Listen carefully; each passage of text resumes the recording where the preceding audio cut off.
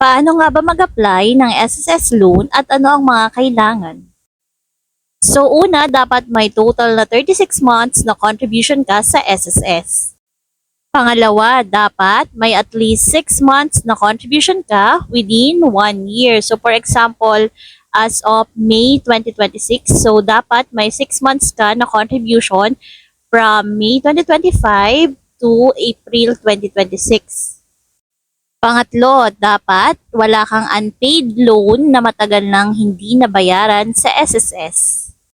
Pang-apat, dapat may SSS online account ka na. Kung wala ka pang user ID and password, kailangan mo mag-register ng user ID and password sa SSS online dahil online na po yung pag-apply ng SSS loan.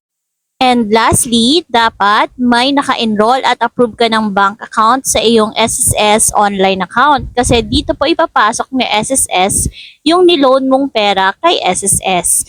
So for full video tutorial, browse nyo lang po yung channel ko para sa step-by-step process kung paano mag-apply ng SSS loan online. Thank you for watching. Follow for more.